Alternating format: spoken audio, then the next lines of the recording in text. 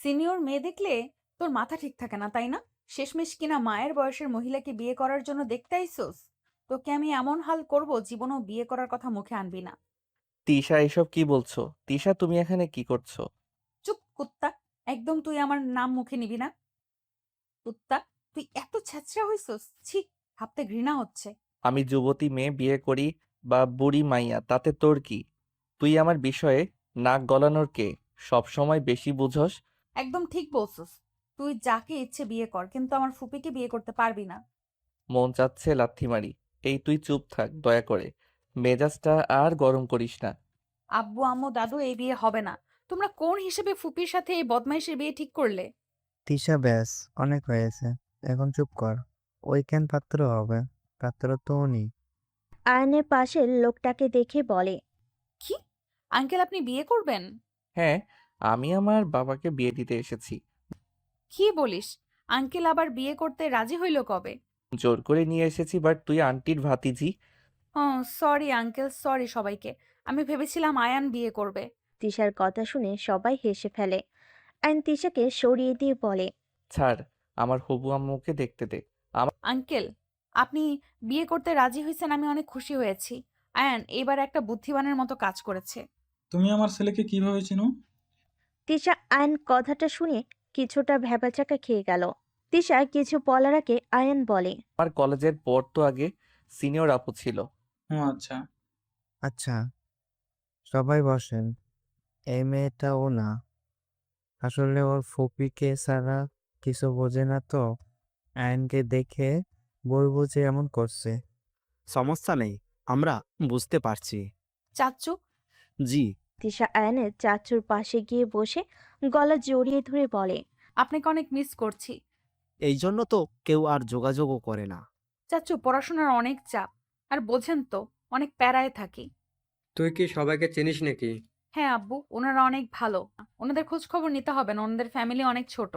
ছোট চাচ্চু আয়ান আর আব্বু, সরি মানে ফুপা থাকে। আব্বু? সরি ফুপা, ভুলে বলে ফেলেছি। সমস্যা নেই, আব্বু বলতে পারো। তুমি তো আমার মেয়ের বয়সে। হবু আম্মু দেখেন আব্বুকে কি পছন্দ হয়। বাদর, এইভাবে কেউ জিজ্ঞেস করে? বা ফুপিকে দেখেন। আব্বু, এদিকে তাকাও না। আয়নের আপু তিশার ফুপির দিকে তাকাতেই দুজনের চোখে চোখ পড়তেই চোখ সরিয়ে নিল। তিশার আব্বু বলে, আমার মনে হয় আপনারা দুইজন একা কথা বলে নিলে ভালো হবে। তিশা, তুই ওনাদের নিয়ে যা। ওকে। আয়নের আপু তিশা ওর ফুপিকে নিয়ে যেতে লাগলো। এদিকে আয়ন সোফায় বসে বলল, আঙ্কেল, আমি তো আপনাদের সব আগে থেকেই বলেছি। আরো যদি খোঁজ খবর নেওয়া থাকে নিতে পারেন। আর কোনো খোঁজ খবর নেওয়ার প্রয়োজন নাই। আমরা যা নেয়ার নিয়েছি। এখন আমার বোন আর তোমার আব্বু যদি হ্যাঁ বলে, তাহলে বিয়ে দিব। আঙ্কেল যদি রাজি হয় তাহলে আজকে বিয়ে করে নিয়ে যাব, কারণ আব্বু তো আর অনুষ্ঠান করবেন না। আয়নরা কথা বলতে লাগলো। এদিকে তিশা বাহিরে দাঁড়িয়ে আছে। আয়নের আব্বু ফুফি দুইজন বসে আছে। দুইজন চুপচাপ বসে আছে। আয়নের আব্বু বলে ওঠে, আজও অবিবাহিত থেকে গেলে?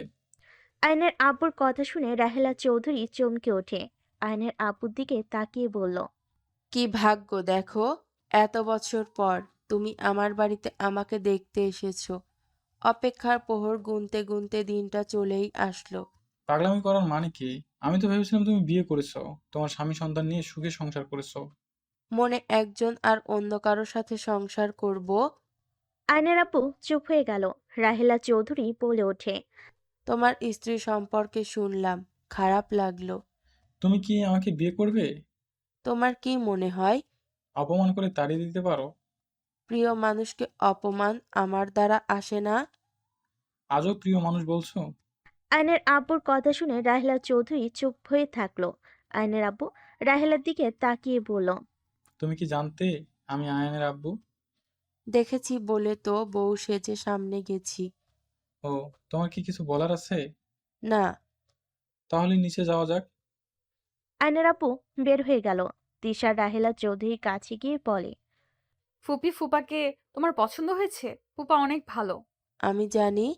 তুমি কি বিয়েতে রাজি? রাহেলা চৌধুরী হাসি দিল।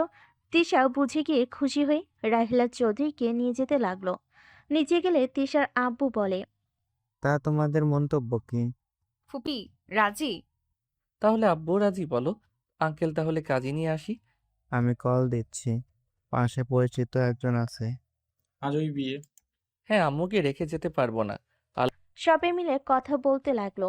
আয়নের আব্বু নিচের দিকে তাকিয়ে আছে। রাহেলা চৌধুরী আর চোখে আয়নের আব্বুকে দেখতে লাগলো। কাজী সাহেব আসলে বিয়ে পড়ানো শুরু করে দেয়। বিয়ে পড়ানো শেষ হলে কাজীকে টাকা দিয়ে বিদায় করে দেয়। আয়ন খুশি হয়ে বলে, আলহামদুলিল্লাহ, ভালো। আন্টির থেকে আমার আম্মু হয়ে গেল। আম্মু, আপনি আমাকে ভালোবাসতে হবে না। আমার আব্বুকে ভালোবাসেন, আব্বুকে যেন কষ্ট দেন না। আয়ানের মায়া ভরা মুখের দিকে তিশা তাকালো। তিশার অনেক খারাপ লাগলো। রাহেলা চৌধুরী কিছু বলল না। তিশার আব্বু হেসে বলে, তোমার মতো এত ভালো ছেলেকে আমার বোন কেন ভালোবাসবে না? অবশ্যই ভালোবাসবে তোমাকে। আমাকে না ভালোবাসলেও চলবে। আমার আব্বুর সুখ মানে আমার সুখ। আব্বুকে অনেক ভালোবাসো? হ্যাঁ, আমার জীবনের থেকে অনেক বেশি ভালোবাসি। আয়ন থামো। আইন চুপ হয়ে গেল। তিশার আম্মু বলে ওঠে, সবাই আসেন, খাবার খেয়ে নেবেন। আম্মু, তুমি বাকিদের দাও, আমি আয়ানকে দেই। তিশা আয়নকে খাবার দিয়ে নিজেই খেতে বসলো। তিশার আম্মু রাগী লুক নিয়ে বলে, এটা কি খেতে দিলে? এইটুকু খাবার দিলে, এতগুলো কিছুই দিলি না? আয়ন এইগুলা খায়? তিশা মামনি তো দেখি আমার ছেলের খাবার বিষয়ে সব জানে। ওই টুকটাক জানি। আম্মু, ওই ওই এতটুকুই খায়। আর ওই বাচ্চা মানুষ কত খাবে? চিংড়ি মাছটা তো নাও। আমার অ্যালার্জি আছে আঙ্কেল। ও আচ্ছা। আয়ন খেয়ে উঠে পড়ল। সবাই খাওয়া দাওয়া শেষ হলে সবাই মিলে বসে গল্প করতে লাগলো। তাহলে আমরা এখন আসি। আমার বাসায় যেতে হবে। আমার স্ত্রী ওইদিকে একা বাসায় আছে। কি চাচ্চু, আপনি বিয়ে করছেন? আমার ছোট বোন, ও হয়েছে আমার নিউ গার্লফ্রেন্ড। কি বলিস চাচ্চু? এত কিছু হয়ে গেল আর আমি কিছু জানি না? ব্লক মেরে রাখলে কিভাবে জানতে পারবো শুনি? তিশা কিছুটা লজ্জা পেয়ে গেল। আয়নের আব্বু বলে ওঠে, আমার সন্ধ্যায় মিটিং আছে, এখন বের হইলে ভালো হতো। আজকে থেকে গেলে হয় না? আস না ভাইয়া, আমার সময় নাই, মিটিং আছে সন্ধ্যায়। আয়নের আপু কথা শুনে রাহেলা চৌধুরীর রুমে চলে গেল। ব্যাগের সবকিছু গুছিয়ে নিচে আসলে সবার থেকে বিদায় নিয়ে চলে গেল। আয়ন ড্রাইভিং করতে লাগলো। আয়নের চাচু পাশে বসে আছে। পিছনে আয়নের আপু রাহেলা চৌধুরী বসে আছে। আয়ন আয়নের দিকে তাকাতেই রাহেলা চৌধুরী আর ওর আব্বুকে দেখতে লাগলো। আয়নের চোখের কোণায় পানি আসতেই মুছে ফেলল। আয়নের চাচুর চোখ এড়িয়ে গেল না। আয়নের কাঁধে হাত দিলে আয়ন হাসি মুখে তাকালো। আয়নের চাচু কিছু বলল না। 1 ঘন্টার জার্নি করে বাসায় চলে আসলো। আয়ন বাসার ভিতরে গিয়ে গাড়ি থামালে সবাই নেমে পড়লো। আয়নের চাচু বিদায় নিয়ে চলে গেল। রাহিলা চৌধুরী লাগেজ বের করতে যাবে, সাথে সাথেই আয়ন বলে, আম্মু, আপনি যান, আমি লাগেজ নিয়ে আসছি। আয়নের আব্বু আগে চলে যায়। রাহিলা চৌধুরী চলে গেল। আয়ন লাগেজ বের করে ওর আব্বুর রুমের সামনে গিয়ে নক করলে আয়নের আব্বু বলে, কি ব্যাপার, আমার রুমে আবার নক করা শুরু করছো কেন? ভিতরে আসো। আব্বু, আমার লাগেজ। ওইখানে রেখে যাও। আয়ন লাগেজ রেখে নিজের রুমে চলে গেল। রুমে গিয়ে খাটের উপরে হাত পা ছেড়ে দিয়ে শুয়ে থেকে ভাবতে লাগলো। আব্বু, আম্মুর লাগেজ। আম্মু, আপনি যদি আজ থাকতেন তাহলে আজ আব্বুর পাশে অন্য কাউকে দেখতে হতো না। আম্মু, আপনি এমন কেন করলেন? আপনি কিভাবে পারলেন আমাদের রেখে চলে যেতে? আয়ন কথাগুলো বলে চোখের পানি গড়িয়ে পড়ল। আয়ন চোখ মুছে ফেলল। খাট থেকে উঠে ফ্রেশ হতে চলে গেল। ফ্রেশ হয়ে খাটে বসতেই ফোনে কল আসলো। আয়ন কল রিসিভ করলো। হ্যাঁ রাকিব, বল। ক্লাবে আসবি নাকি? আসছি। তোরা যা, আমি 10 মিনিটের ভিতরে চলে আসছি। ওকে, তাড়াতাড়ি আয়। আয়ন শার্ট চেঞ্জ করে নিচে নামতেই দেখে রাহিলা চৌধুরী কাজের বুয়াদের সাথে কথা বলছে। আম্মু, আমি বাহিরে যাচ্ছি, আসতে লেট হবে। 10টার আগে ফিরে এসো। ওকে। আয়ন রাহিলা চৌধুরীকে বলল। আয়ন চলে গেল। আয়ন সবার সাথে আড্ডা দিয়ে রাত 10টায় বাসায় ফিরল। আয়নের আব্বু বলে ওঠে, আজ এত তাড়াতাড়ি কাহিনী কি? আম্মু আসতে বলছে তাই আগে আসলাম। বাহ, যাও ফ্রেশ হয়ে আসো, একসাথে খাবার খাই। ওকে। আয়ন রুমে চলে গেল। ফ্রেশ হয়ে নিচে আসলো। আয়ন খাবারের ঘ্রাণে বলল, বাহ, খাবারগুলো অনেক ঘ্রাণ বের হয়েছে। আমার তো ঘ্রাণে ক্ষুধা লেগে গেছে। আয়ন হাত দিয়ে নিতে যাবে, সাথে সাথে রাহেলা হাত থেকে চামচ নিল। আয়ন তাকাতেই রাহেলা বলে, আমি দেই, তুমি কষ্ট করে নিতে যাবে কেন? ওকে। আইন খুশি হয়ে প্লেট এগিয়ে দিলে রাহিলা চৌধুরী খাবার দিতে লাগলো। আইন খাবার খেয়ে রুমে চলে গেল। রুমে গিয়ে ফেসবুকিং করে ঘুমিয়ে গেল। এভাবে এক সপ্তাহ কেটে গেল।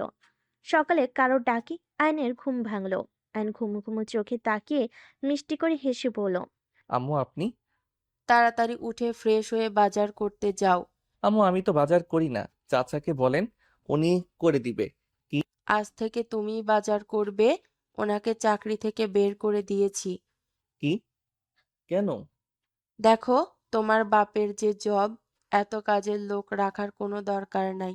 যা কাজ আছে আমরা করে নিতে পারবো। যাও ফ্রেশ হয়ে বাজার করে নিয়ে আসবে।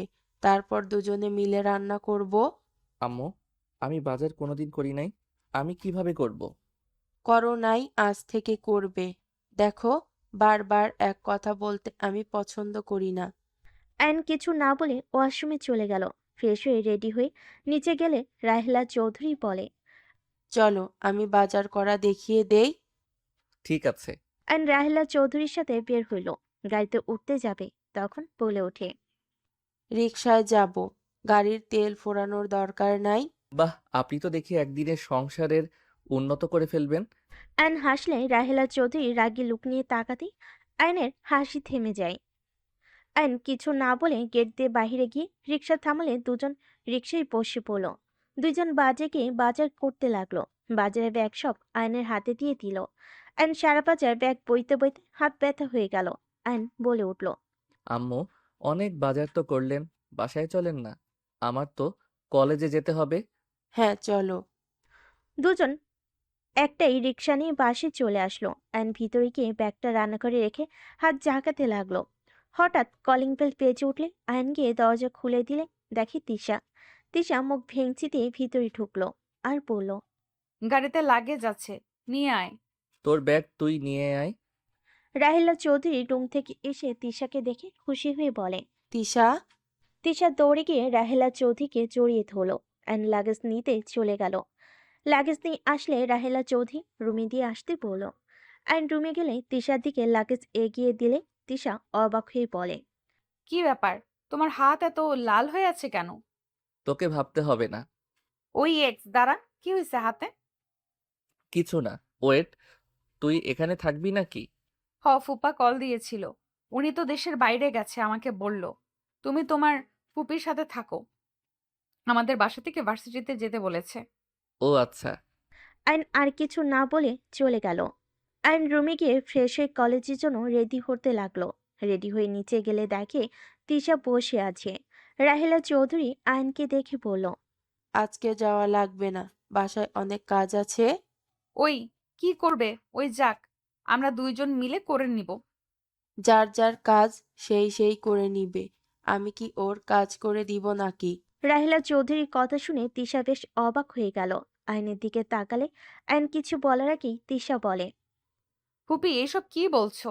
আয়ান কত আদরের তুমি জানো? আয়ান কখনো কোনো কাজ করেছে নাকি? যা করার ওর চাচ্চু বা ওর আব্বু করেছে, আর কাজের লোকরা করে দিয়েছে। তিশা, তুই চুপ থাক। এভাবে ঘুরে ফিরে খাইলে হবে? কাজ করে না খেয়ে অকর্মের ঢেকি হয়েছে। ফুপি এটা কি ধরনের কথা? তিশা চুপ থাকো, আমাদের ব্যাপার আমরা বুঝে নিব। আম্মু কি কাজ করতে হবে বলেন? তোমার রুমে অনেক জামা কাপড় জমে আছে, সবগুলো ধুয়ে দিবে। তোমার রুমটা পরিষ্কার করবে। আম্মু কিভাবে ধুতে হয় এইটা তো আমি জানি না। আমি দেখিয়ে দিব। আমারটা দেখে করে নিও। আর এখন রুমে গিয়ে যত জামা কাপড় আছে সব গুছিয়ে নিয়ে ওয়াশরুমে যাবে। তারপর বালতিতে পানি ভরে পাউডার দিয়ে হাত দিয়ে ফেনা তুলে তারপর ভালোভাবে ভিজিয়ে রাখবে। তারপর রুম গুছাবে। ওকে। আইন চলে গেল। তিশা রাহেলা চৌধুরীর দিকে তাকিয়ে বলে, ফুপি তোমাকে আমি চিনতে পারছি না, তুমি আয়নের সাথে এমন ব্যবহার কেন করছো? ওই ছেলে হয়ে ওইসব কেন করবে? নিজের কাজ নিজে করে নেয়া ভালো। তুই এত নাক গলাস না। কি খাবি বল, রান্না করব।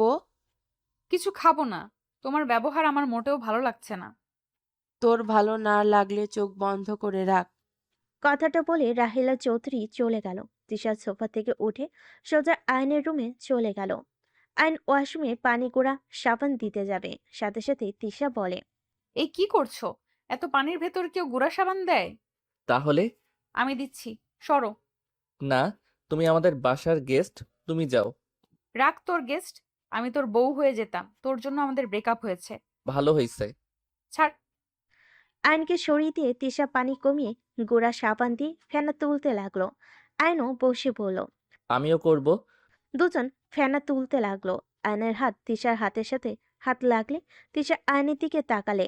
আয়ন তিশার নাকে ফেনা দিয়ে হাসতে লাগলো। তিশা আয়নের নাকে দিয়ে হাসতে শুরু করলে আয়নও লাগিয়ে দিতে লাগলো। তারপর দুজন একটা একটা করে শার্ট প্যান্ট ভিজাতে গিয়ে হঠাৎ আয়নের ছোট প্যান্ট তিশার হাতে পড়ে। আয়ন সাথে সাথে টান দিয়ে নিয়ে পিছনে লুকিয়ে বলে, তুমি যাও, বাকিটা আমি দেখছি। আমার দেওয়া প্যান্ট শার্ট এখনো পরো? ধুর, যাও তো। আইন তিশাকে বের করে দিল। আইন ভিজিয়ে বের হইলে দেখে তিশা খাটের উপর পা ঝুলিয়ে বসে আছে। আইন খাটের উপরে টি শার্ট দেখে বুঝতে বাকি রইল না ও টি শার্ট দিয়ে হাত মুখ মুছেছে। আইন তিশাকে বলল, তোমার বদঅভ্যাস যায় নাই? আবার আমার টি শার্ট উপরে নজর পড়ছে? শোনো, তুমি এখন আমার এক্স গার্লফ্রেন্ড। তোর সাথে ব্রেকআপ হইলে কি হবে? তোর শার্ট প্যান্টের উপরে আমার অধিকার আগেও ছিল, আর এখনো আছে, আর থাকবে। থাকবে না। আমি বিয়ে করলে আমার বউয়ের হবে, তোমার না। তোর মতো বোবাকে কে বিয়ে করবে রে? যার করার সেই করবে। তুমি যাও, রুম গোছাবো। আমি আলমারি সব গোছাচ্ছি, তুমি বিছানা ঠিক করো। আম্মু জানলে রাগ করবে, তুমি যাও প্লিজ। করুক গা।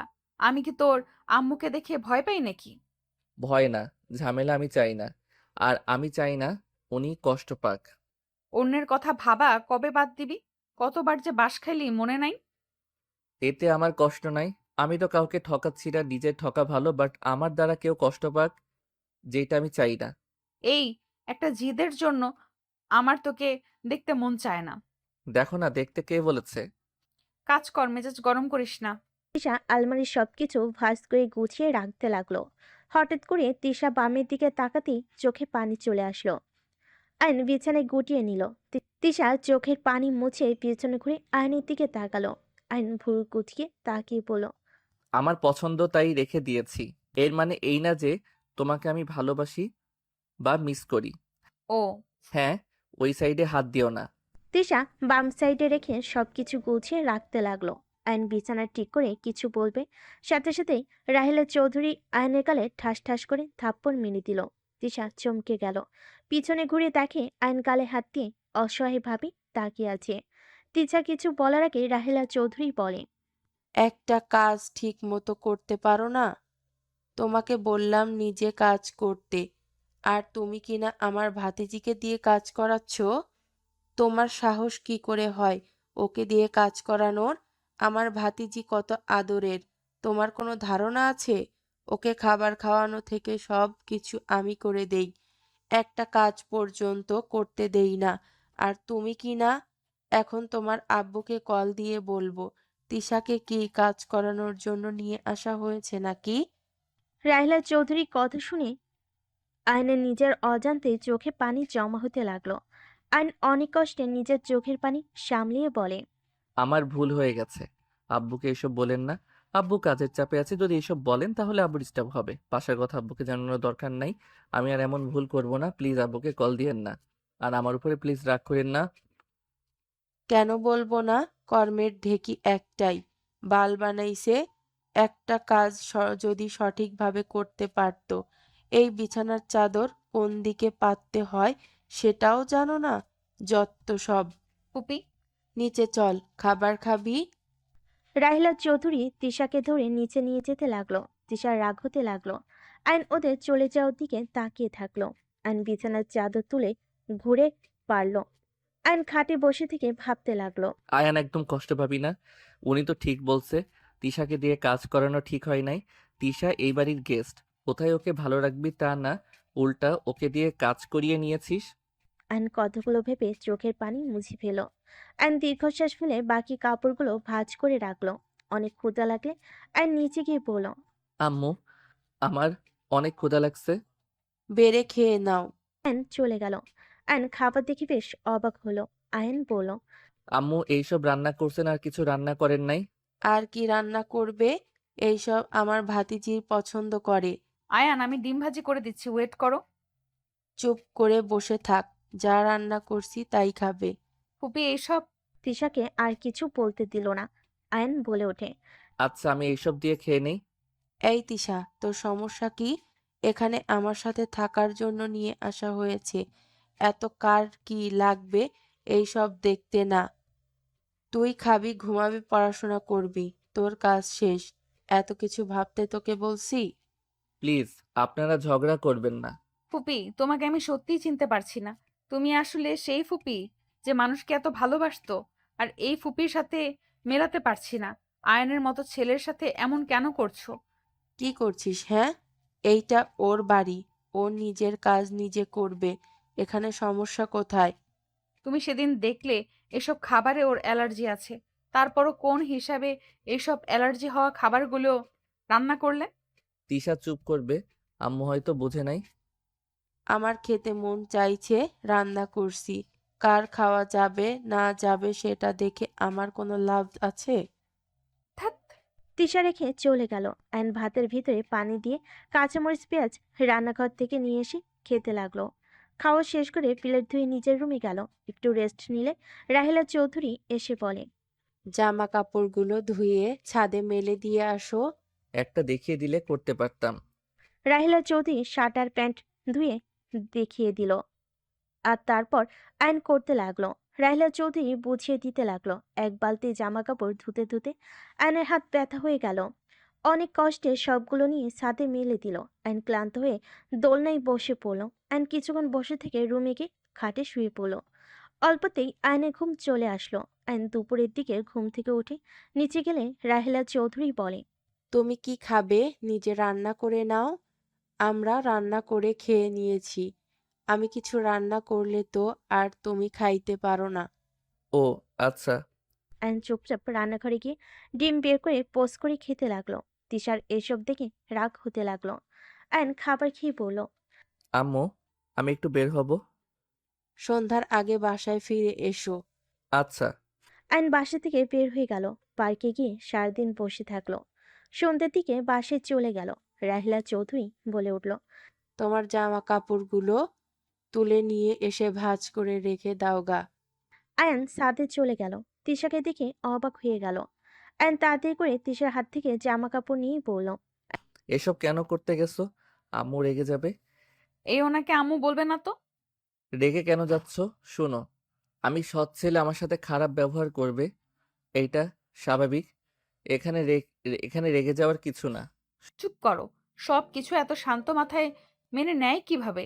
শুনো, মেনে নিতে শিখলে জীবন সুন্দর। যদি সবকিছুতেই ভুল ধরো বা অল্পতে রেগে যাও, সম্পর্ক নষ্ট হতে 1 মিনিটও লাগবে না।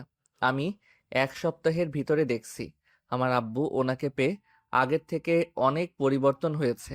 আব্বুকে এত খুশি আগে দেখি নাই। এখন প্রায় সময় আব্বুকে হাসতে দেখি। এর থেকে আনন্দ আর কি হতে পারে? আর আমি মানুষটাই অভাগা।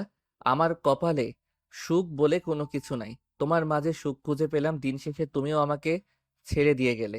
জন্ম দিয়ে 1 বছর পর নিজের জন্মদাত্রী মায়ের কথায় আমাদের ছেড়ে চলে গেল। এত বছর পর আব্বুকে জোর করে বিয়েতে রাজি করিয়ে বিয়ে করতে পারছি। আজ তাকে কত আনন্দে দেখতে পারছি। এটাই অনেক আমার জন্য।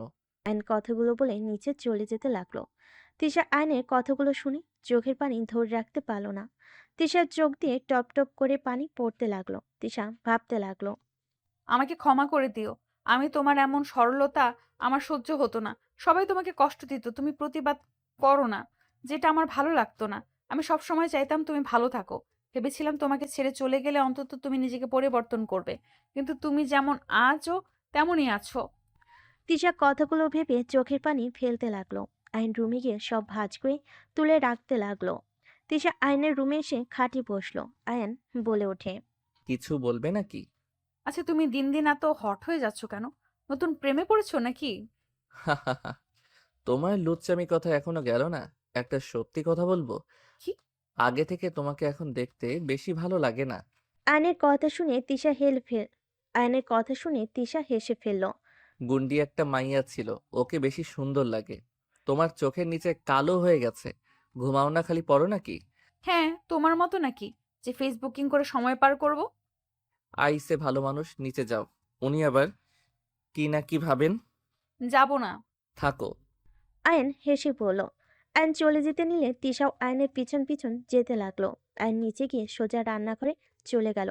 নুডলস রান্না করে নিল। রান্না শেষ করে দুইটা বাটিতে নিয়ে বসার রুমে এসে দেখে রাহেলা চৌধুরী তিশা বসে থেকে টিভি দেখছে। আয়ন সামনে গিয়ে দুজনের দিকে দুইটা বাটি এগিয়ে দিয়ে বলল, আম্মু, আমি নুডলস মোটামুটি ভালোই বানাই, খেয়ে দেখেন কেমন হয়েছে। তিশা দেখো। এখন এইসব কে খাবে? তোমারটা তুমিই খাও। আমাকে দাও, আমি খেয়ে দেখি। তিশা নিতে যাবে, সাথে সাথে রাহেলা চৌধুরী হাত সরিয়ে দিয়ে বলে, এইসব খাইলে ভাত খাইতে পারবি না। এগুলো খাওয়া লাগবে না। কিছু হবে না, তুমি না খাইলে আমি তো খাবই। তিশা জোর করে নিয়ে খেতে লাগলো।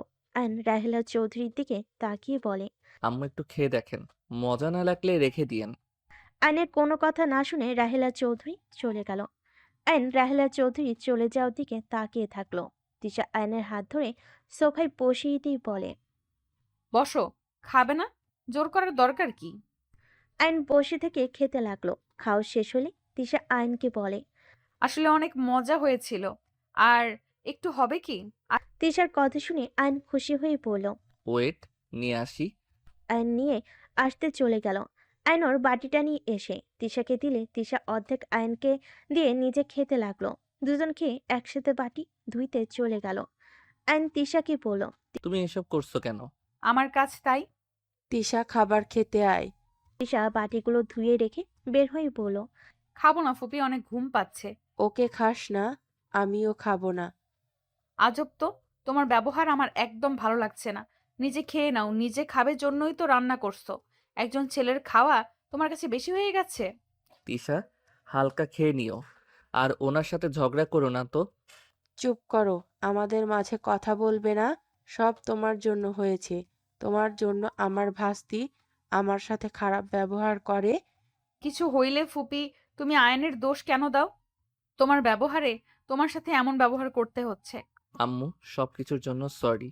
আর তিশা, তুমি আমার হয়ে কোনো কথা বলবে না, দয়া করে। অ্যান কথাগুলো বলে চলে গেল। রুমে গিয়ে খাটে শুয়ে থেকে ভাবতে লাগলো। বুঝতে পারছি না উনি আমাকে সহ্য কেন করতে পারছে না। আগে তো আমার সাথে কত ভালো ব্যবহার করত, আমাকে কত আদর করত, অথচ আব্বুর সাথে বিয়ে হওয়ার পর এমন হয়ে গেল কিভাবে? নাকি সৎমা হইলে মানুষ পরিবর্তন হয়ে যায়? অ্যান কথাগুলো ভাবতে ভাবতে ঘুমিয়ে গেল। সকালে ঘুম থেকে উঠে বিছানা ঠিক করে ওয়াশরুমে গিয়ে ফ্রেশ হয়ে ভার্সিটি যাওয়ার জন্য রেডি হয়ে নিল। রেডি হয়ে নিচে গেলে আয়ন রাহলা চৌধুরীকে বলল, আম্মু, আমি ভার্সিটিতে যাচ্ছি। তো আমি কি করব? না মানে, বলে গেলাম। আয়নের কথাটা শুনে খারাপ লাগলেও বুঝতে দিল না। তিশা পিছন থেকে বলে ওঠে, আয়ান, আমিও যাব। তোমার ভার্সিটি তো দূরে। বাইকেই তো যাবে, আমাকে রেখে চলে আসবে। আচ্ছা, আসো। আয়ন তিশাকে নিয়ে বের হইলে আয়নের পিছনে তিশা বসে যেতে লাগলো। আয়নর ইউনিভার্সিটির সামনে গিয়ে বাইক থামিয়ে পড়ল। তুমি এখানে থাকো, আমি ব্যাগটা রেখে আসি। ওকে। আইন দৌড়ে ভিতরে গেল। রাকিবকে দেখে ওর কাছে ব্যাগ দিয়ে চলে আসলো। আইন বাইকে উঠলে তিশাও উঠে বসলো। আইন তিশাকে নিয়ে যেতে লাগলো। 16 মিনিট ভিতরে পৌঁছে গেল। তিশা বাইক থেকে নেমে ওর একজন শিক্ষিকাকে সালাম দিল। ম্যাম, কেমন আছেন? আলহামদুলিল্লাহ। তুমি কেমন আছো? ভার্সিটিতে আসো না কেন? ম্যাম, একটু ব্যস্ত ছিলাম, তাই আসতে পারি নাই। আতিয়া, কেমন আছো? আলহামদুলিল্লাহ আপু, আপনি কেমন আছেন? আলহামদুলিল্লাহ। তিশা আয়েশা ম্যামের আর আদিয়ার সাথে কথা বলতে লাগলো। আইন অবাক দৃষ্টিতে তাকিয়ে আছে। আইনের চোখে পানি পড়ার আগে আইন চোখ মুছে ফেল। আতিয়া বলে উঠল, আপু, এইটা তোমার বয়ফ্রেন্ড নাকি? আয়েশা ম্যাম চলে গেলে তিশা লজ্জায় বলে, হ্যাঁ, কাউকে বলো না। আসসালাম আলাইকুম দুলাভাই। ওয়ালাইকুম আসসালাম। আমি কিন্তু আপনার ছোট শালিকা হই। শুধু গার্লফ্রেন্ড নিয়ে ঘুরলে হবে? কেবল যে ম্যামকে দেখলে ওই ম্যামের মেয়ে অনেক মিশুক একটা মেয়ে। ও, তুমি আমার শ্যালিকা না? আমার ছোট বোনের মতো আমাকে ভাইয়া বলে ডেকো। ওকে ভাইয়া, আচ্ছা থাকেন, স্কুলে যাব। কোথায় তোমার স্কুল? আমি পৌঁছে দেই।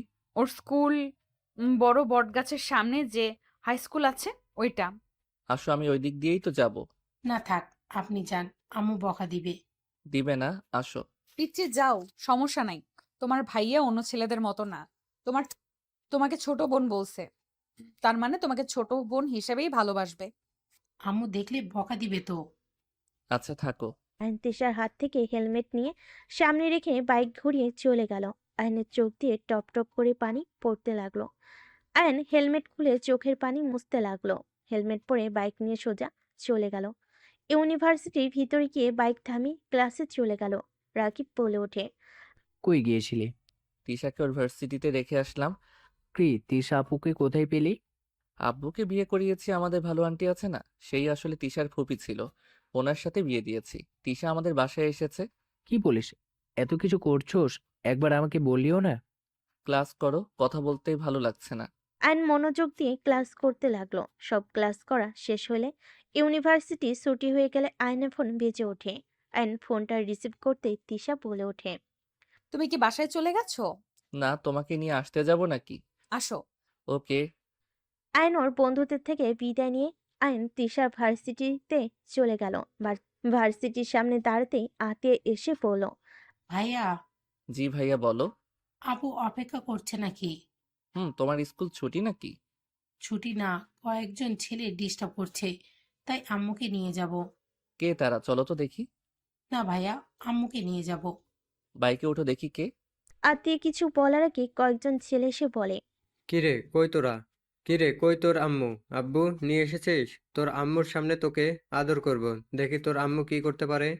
আয়ন কথাটা শুনে রেগে হেলমেট খুলে ছেলেটার মুখে সোজা ঢিল মেরে দিল। ছেলেগুলো বন্ধু আয়নকে দেখে রেগে মারতে আসবে। আয়ন সাথে সাথে বাইক থেকে নেমে ছেলেগুলোকে মারতে লাগলো। আতিয়া ভয় পেয়ে গেল।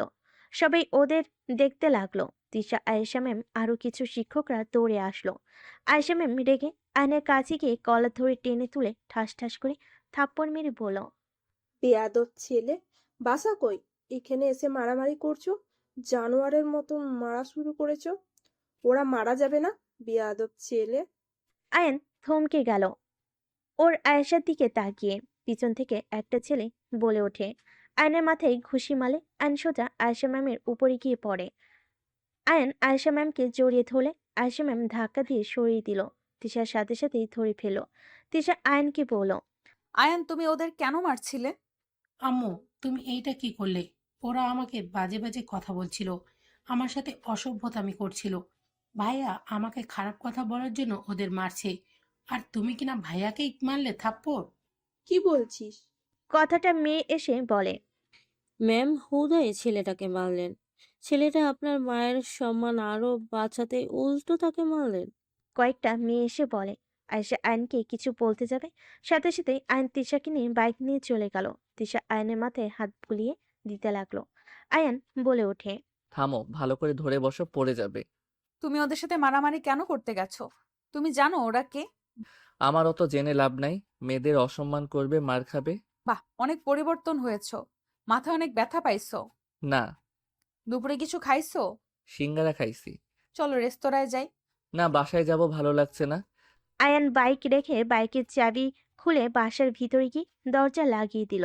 রাহিলা চৌধুরী বলে ওঠে, তিশা, ফ্রেশ হয়ে খেতে আয়।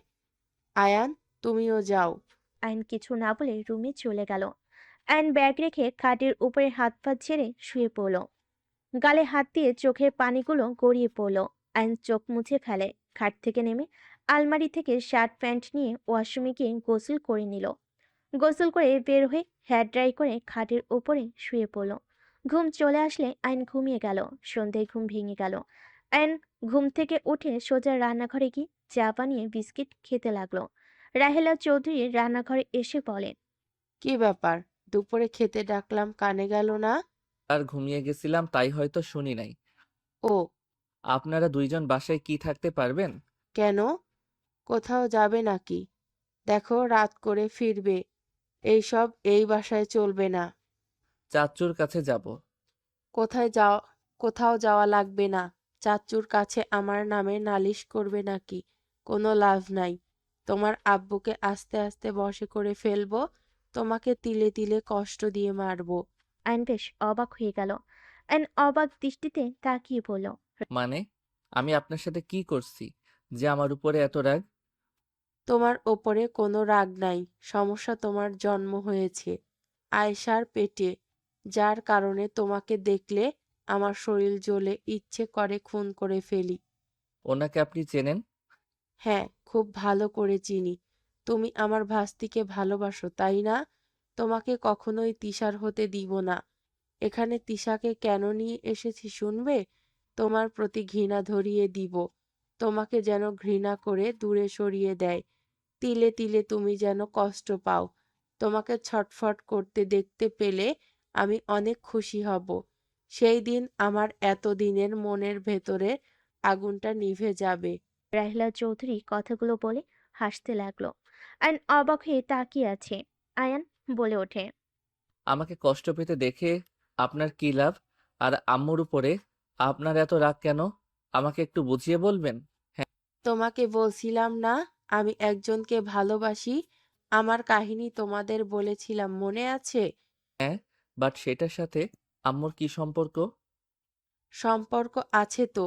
আমার ভালোবাসার মানুষ আর কেউ না, তোমার আব্বু। আর আমার থেকে কেড়ে নেওয়া মানুষটাই তোমার আম্মু। রাহিলা চৌধুরীর কথা শুনে আয়ন থমকে গেল, কয়েক পা পিছিয়ে গেল। আয়নের রাগ থাকতেও এখন আর রাহিলা চৌধুরীর উপর রাগ হচ্ছে না। আয়ন রাহিলা চৌধুরীকে শক্ত করে জড়িয়ে ধরলে রাহিলা চৌধুরী হাসি থেমে গেল। আয়ন হেসে বলে, আপনাকে তো আমি আম্মু বলে ডাকি। আমার জন্মদাত্রী মাকে আমি কখনোই আম্মু বলি নাই। তাকে তো জ্ঞান হওয়ার পর থেকে পাই নাই। সে আমাকে দেখলেও চিনে না। আমাকে আপনি কি তিলে তিলে শেষ করবেন? আমার কোনো কিছুতে কষ্ট হয় না। ছোট থেকে আমার দাদিমা, চাচ্চু, আমার প্রিয় মানুষ দাদিমা তো আমাকে ছেড়ে চলে গেছে। চাচ্চু বিয়ে করে অন্য জায়গায় থাকে। মাঝখানে আপনার ভাস্তি আসলো। সেই ও আমাকে ছেড়ে দিয়েছে। আপনি আমার উপরে এভাবে রেগে থাকেন, আমি এতে অনেক খুশি। তাও তো আপনি আমার সামনে থাকবেন। আমাকে ছেড়ে তো অন্তত যাবেন না। আয়ন কথাগুলো বলে চোখের পানি মুছে হেসে চলে গেল। রাহিলা চৌধুরীর চোখ বেয়ে পানি পড়তে লাগলো। তিশা রান্নাঘরে আসলে রাহিলা চৌধুরীর চোখে পানি দেখে রাহিলা চৌধুরীকে জড়িয়ে ধরে বলে, ফুপি তুমি কান্না করছো কেন? ফুপি আমার কথায় কষ্ট পেলে আমাকে ক্ষমা করে দিও। রাহিলা চৌধুরী কিছু না বলে দৌড়ে রুমে চলে গেল। রাহিলা চৌধুরী রুমে গিয়ে খাটের উপর শুয়ে কান্না করতে করতে ভাবতে লাগলো। আল্লাহ, আমি রাগের বশে কি করতে যাচ্ছিলাম? আমি এতটাই নোংরা কিভাবে হতে পারলাম? আয়ান আমাকে আম্মু বলে ডাকে, আমাকে সম্মান করে। এত খারাপ ব্যবহারের পরও আমার সাথে একবারও বেয়াদবি করলো না। আর আমি কিনা ওই আয়েশার ওপরে প্রতিশোধ নিতে গেছিলাম। যে ছেলের মুখে হাজারটা কষ্ট লুকিয়ে সবার সামনে হাসে, সেই ছেলেকে আমি কিভাবে কষ্ট দিতে পারি? কথাগুলো বলে কান্না করতে লাগলো। তিশা রাহেলা চৌধুরীর রুমে ঢুকে রাহেলা চৌধুরীকে জড়িয়ে ধরে বলল, ফুপি এখন কিন্তু আমার কান্না পাচ্ছে। এইভাবে কেন কান্না করছো? ওই ফুপি আমাকে ক্ষমা করে দাও। তুমি আয়নের সাথে খারাপ ব্যবহার করো আমার ভালো লাগে না। ফুপি আয়ন অনেক ভালো ছেলে, ওর পাশে তো কেউ নাই। সেখানে আমি নিজেকে কন্ট্রোল করতে না পেরে তোমার সাথে বেয়াদবি করছি। ওই ফুপি সরি, আর করব না। আয়ন তিশার ফোন দিতেই রাহেলা চৌধুরী রুমে ঢুকতে দেখে দুজন কান্না করছে। আয়ন ভিতরে ঢুকে পড়ল। আম্মু, তিশা আপনারা কান্না কেন করছেন? আয়ন দেখো না ফুপি কখন থেকে কান্না করছে, কিচ্ছু বলছে না। তুমি বাহিরে যাও তো। আর এই নাও তোমার ফোন, অনেকক্ষণ ধরে বেজে যাচ্ছে। তিশা ফোনটা নিয়ে চলে গেল। আয়ন দরজা লাগিয়ে দিয়ে বলল, আন্টি কি হয়েছে আপনার? কান্না কেন করছেন?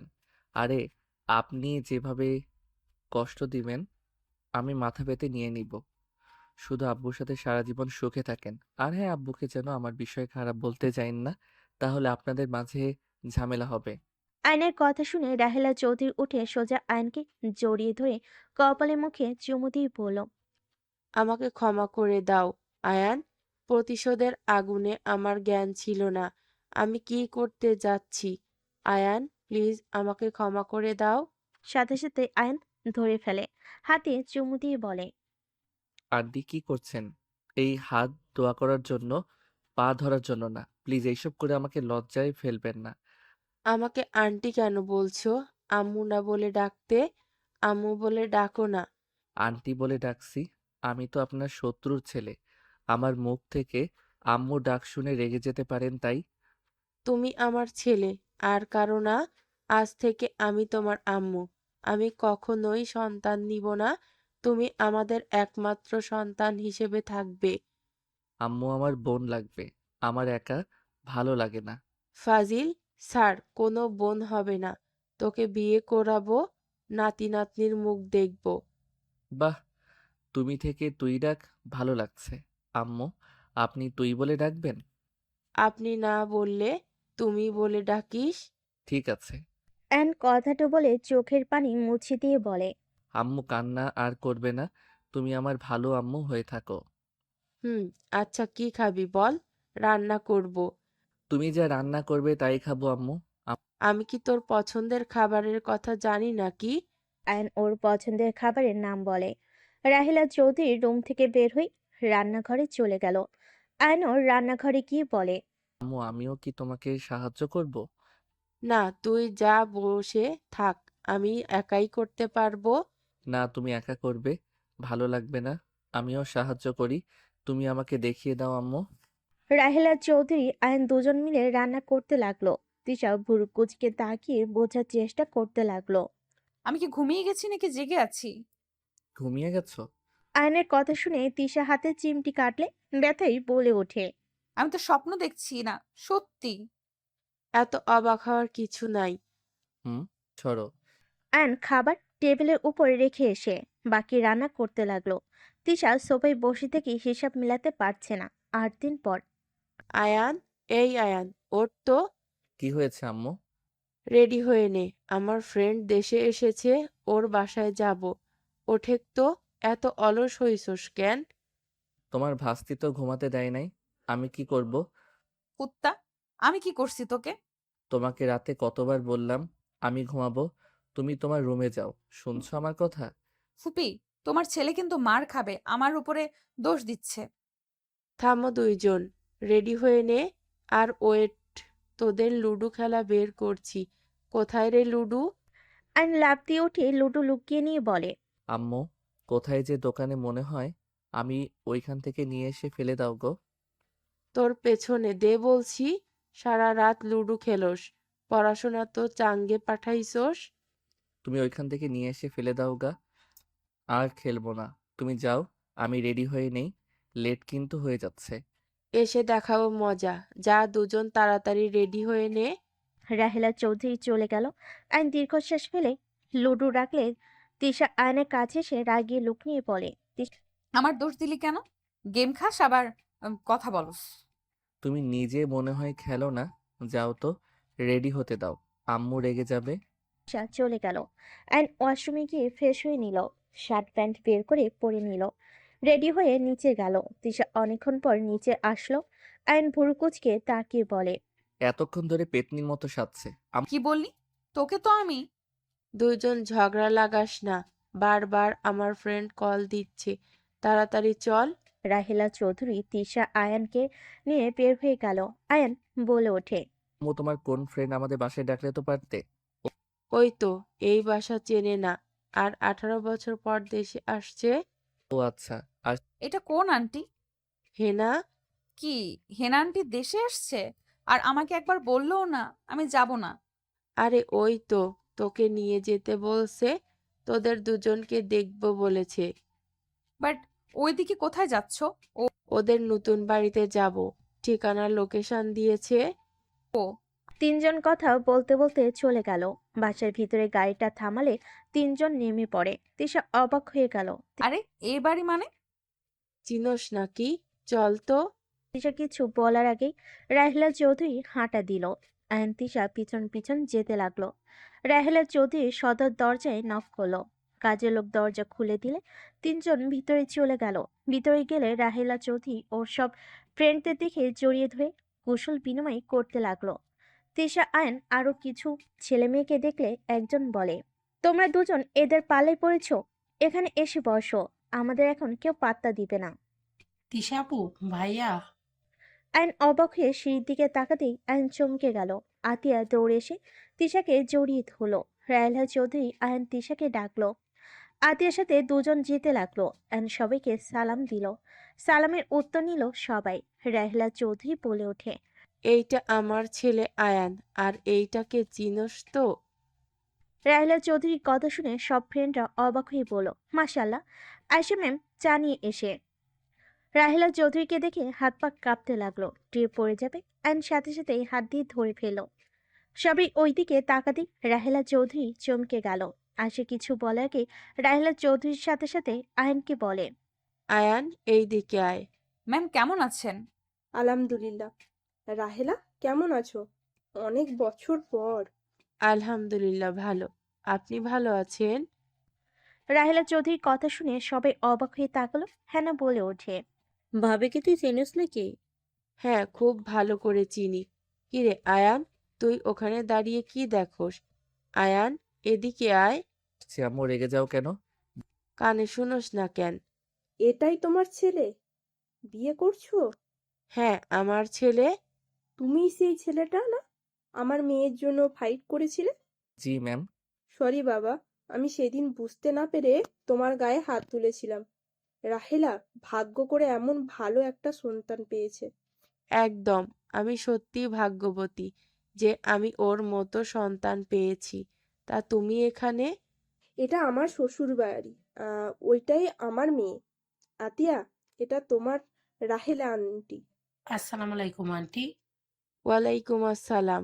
অনেক মিষ্টি দেখতে তুমি। ধন্যবাদ আন্টি। আর আপনি ভাইয়ার আম্মু? ওয়ালাইকুম আসসালাম। অনেক মিষ্টি দেখতে তো তুমি। হ্যাঁ। আপনি তো অনেক মিশুক আম্মু। ভাইয়ার সাথে তার গার্লফ্রেন্ডকেও নিয়ে এসেছেন।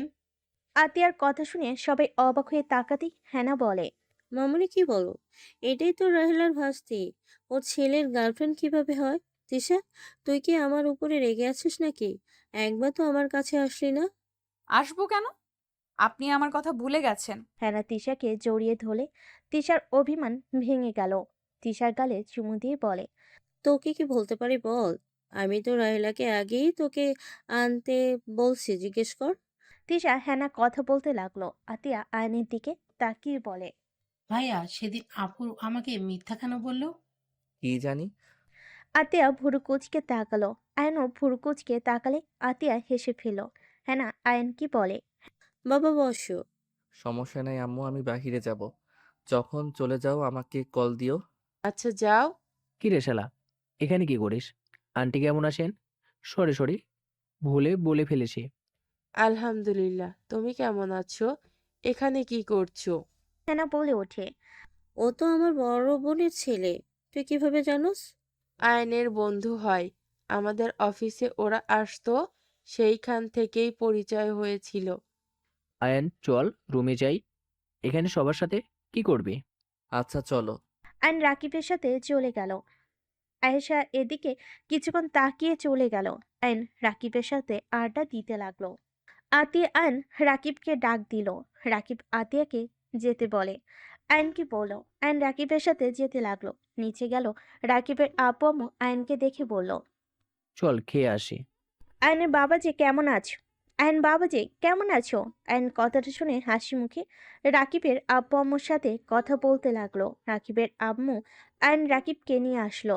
সবার সাথে বসে খেতে বসলো। আয়ন রাকিবের আব্বু আম্মুর সাথে গল্প করতে লাগলো। আয়নকে এভাবে সবার সাথে মিশুকভাবে কথা বলতে দেখে হেনা বলে ওঠে, বাহ, তোর ছেলে তো অনেক মিশুক রে। কথাবার্তা কতটা সুন্দর, কিছুক্ষণের ভিতরে সবার সাথে মিশে গেছে। হ্যাঁ, আমার ছেলেটা অনেক মিশুক। ওর সবার সাথে মিলে মিশে থাকতে পছন্দ করে। আয়ন খাওয়া শেষ করে রাকিবের আব্বু আম্মুকে বলল। ও আঙ্কেল আন্টি আপনাদের বলতে ভুলে গেছি। আয়নের কথা শুনে রাকিবের আব্বু আম্মু বলে, কি কথা? আব্বুকে বিয়ে করেছি, উনি আমার নতুন আম্মু। আয়নের কথা শুনে রাকিবের আব্বু আম্মু অবাক হয়ে গেল। রাকিবের আম্মু বলে, রাহেলার সাথে বিয়ে হয়েছে? যাক, খুব ভালো হয়েছে। রাহেলা অনেক ভালো একটা মেয়ে। হুম, আমার আম্মু বেস্ট আম্মু। আচ্ছা রাকিব, ওইখানে যেতে হবে কত বাজে খেয়াল আছে? আম্মু আব্বু এসেছে। বের হবো। রাহেলা চৌধুরী কিছু বলবে তার আগে রাহেলা চৌধুরীর ফোন বেজে ওঠে। আয়েশা রাহেলা চৌধুরীর ফোনে আয়নের আব্বুর ছবি ভেসে উঠলে চমকে গেল। রাহেলা চৌধুরী ফোনটা ধরলো। আসসালামু আলাইকুম। ওয়ালাইকুম আসসালাম। এই তোমরা সবাই কই? আমার ফ্রেন্ডদের বাড়িতে। তুমি দেশে এসেছো নাকি? হ্যাঁ, দেশে আসবে আমাকে তো একবার বললে না। সারপ্রাইজ দিতে গিয়ে নিজেই সারপ্রাইজ। রাহেলা চৌধুরী হেসে দিল। রাহেলা চৌধুরী বলে ওঠে, আচ্ছা শুনো, দরজার পাশে যে টব আছে না, ওপরে ওটার ভেতরে দেখো। কখন আসবি শুনি? বেশি সময় লাগবে না। রাহিলা চৌধুরী হাত থেকে হেনা ফোন নিয়ে আয়নের আব্বুর সাথে কথা বলতে লাগলো। সবাই আয়নের আব্বুর সাথে কথা বলে মজা করতে লাগলো। আয়শা আয়নের আব্বুর কণ্ঠ শুনে চমকে গেল। আয়ন বলে ওঠে, আম্মু আব্বু এসেছে। হ্যাঁ। আম্মু তোমরা তাহলে বাসায় যাও, আমি একটু বের হব। কোথায় যাবি? আম্মু তোমাকে রাতে বললাম না? আচ্ছা, তাড়াতাড়ি বাসায় ফিরবি কিন্তু। আয়ন সবার থেকে বিদায় নিয়ে রাকিবের সাথে বের হয়ে যেতে আয়েশা আয়নের পিছন পিছন যেতে লাগলো। আয়নকে ডাক দিলে আয়ন পিছনে ঘুরে তাকালো। আয়েশা আয়নের কাছে দৌড়ে গিয়ে বলে, তুমি আরমানের ছেলে? জি আন্টি। আয়নের কথা শুনে আয়েশা কয়েকবার পিছিয়ে গেল। চোখ দিয়ে টপ টপ করে পানি পড়তে লাগলো। আয়নকে ধরতে যাবে, সাথে সাথে আয়ন রাকিবের বাইকে উঠে চলে গেল।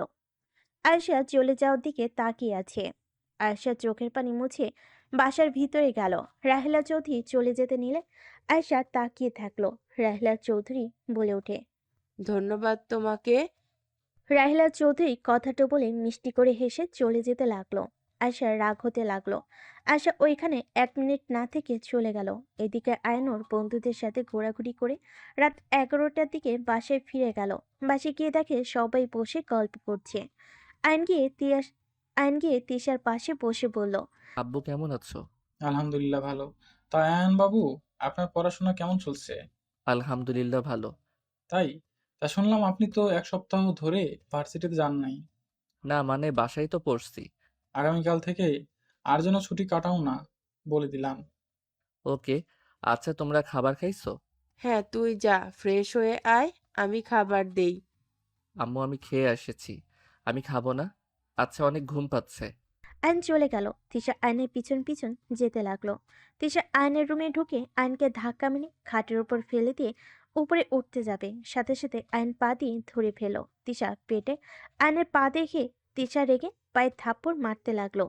আয়ন সাথে সাথে পা সরিয়ে বলে, আরে বাবা কতবার তোমাকে বলছি লুচ্চামি করবে না। আমাদের বিয়ে ঠিক হয়ে গেছে। আগামীকাল তোমার আব্বু আম্মু যাবে আমাদের বিয়ের প্রস্তাব নিয়ে। এখন তো রোমান্টিক হও। বিয়ে হোক তারপর, এখন এখান থেকে দূরে যাও। বিয়ের আগে লুচ্চামি করবে না বলে দিলাম। এই জন্যই তোমার উপরে রাগ হয়। ছেলে হয়ে আনরোমান্টিক কেন রে? বিয়ে হোক তারপরে দেখাবো মজা। যাও এখান থেকে, ঘুমাবো। থাক, তুমি ঘুমাও।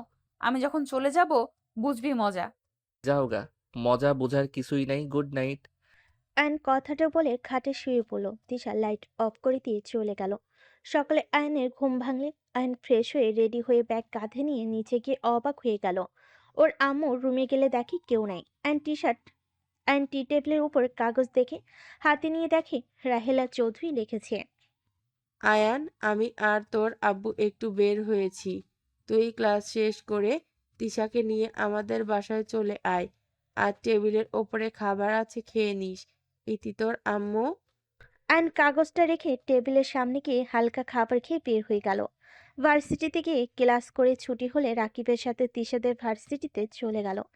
অ্যান্ড রাকিব ভার্সিটির সামনে দাঁড়িয়ে অপেক্ষা করতে লাগলো। তিশা বের হলে রাকিব বলে ওঠে, আপু ভালো আছো? হ্যাঁ, তুই ভালো আছোস? তা তো ভালো। এক্সের সাথে এত মেলামেশা কেন? আবার ওকে ছেড়ে দেওয়ার ধান্দা নাকি? হুম। রাকিব চুপ কর। এ আম্মু তোমাদের বাসায় গেছে কেন? আমি কি জানি, চলো বাসায় গেলে দেখতে পাবো। আর রাকিব, তোর খবর পরে নিচ্ছি। তিশা আয়নের বাইকে উঠে পড়ল। আয়ন বাইক চালিয়ে তিশা বাসার দিকে চলে গেল। তিশাদের বাসায় যেতে যেতে 5টা বেজে গেল। আয়ন বাইক রেখে তিশার সাথে যেতে লাগলো। কলিং বেল বাজালে তিশার আম্মু দরজা খুলে দিল। আয়ন সালাম দিয়ে তিশার সাথে ভিতরে ঢুকতেই অবাক হয়ে গেল। আয়ন সবাইকে সালাম দিল। ওর চাচুর পাশে বসে জড়িয়ে ধরে কথা বলতে লাগলো। তিশা ওর আব্বুকে জড়িয়ে ধরে বলল, আই লাভ ইউ আব্বু। এত পাম দেওয়া লাগবে না, যা রেডি হয়ে আয়। আন্টি আম্মু কোথায়? এই তো আমি, এই দিকে আয়। আয়ন উঠে গেল। রায়লা চৌধুরী আয়নের হাত ধরে রুমে নিয়ে গিয়ে পাঞ্জাবি দিয়ে বলল, এইটা পরে নে। কেন? যেটা বলছি ওইটাই কর। রাহেলা চৌধুরী আয়নের শার্ট খুলে পাঞ্জাবি পরিয়ে দিতে লাগলো। আয়ন ভুরু কুচকে তাকালে রাহেলা চৌধুরী কপালে চুমু দিয়ে বলল, আমার ছেলেটাকে পাঞ্জাবিতে অনেক সুন্দর লাগছে। কারো নজর না লাগুক যেন। আম্মু পাঞ্জাবি পরানোর মানে কি? চল বাহিরে, বুঝতে পারবি। রাহেলা চৌধুরী আয়নকে নিয়ে বাইরে গেল। সোফায় বসিয়ে দিল। আয়নের রাতের কথা মনে পড়তেই বুঝতে বাকি রইল না কি হতে যাচ্ছে। আয়ন মনে মনে কিছু হইল কাউকে বুঝতে না দিয়ে বসে থাকলো। তিশাকে আয়নের পাশে বসিয়ে দিয়ে বিয়ে পড়ানো শুরু করে দিল। তিশা আগে কবুল বলো, আয়ন চুপ করে থাকলে তিশার রাগ হতে লাগলো। কিরে কবুল বলস না কেন? আমার এক্সের কথা মনে পড়ছে। আমি আমার এক্সকে বিয়ে করব, আপনাকে না। আয়নের কথা শুনে সবাই হেসে দিল। তিশা ঘোমটা খুলে রাগী লোক নিয়ে বলে, তোর এক্স তোর সামনে বসে আছে, তাড়াতাড়ি কবুল বল। তুমি আবার কে? পেতনির মতো লাগছে। আয়নের বাচ্চা, এখন মজা করবি না বলে দিলাম। আয়ান, মজা করিস না তো। আয়ন কবুল বলতে লাগলো। বিয়ে পড়ানো শেষ হইলে তিশা আয়নের হাত ধরে আয়ন বলে ওঠে, এখন বোঝাবো মজা।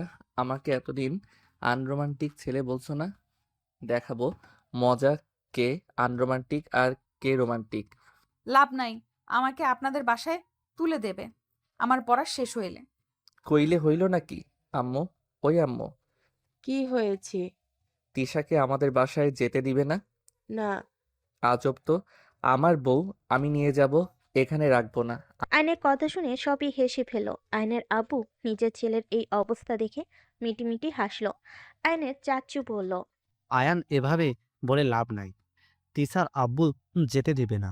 আঙ্কেল আমাদের বিয়ে দিলেন, তাহলে আমার বউকে আমাদের বাসায় কেন পাঠাবেন না? তোমাদের পড়াশোনা শেষ হইলে অনুষ্ঠান করে তুলে দিব। আমি মানি না, তিশাকে নিয়ে আমি যাব, চলো।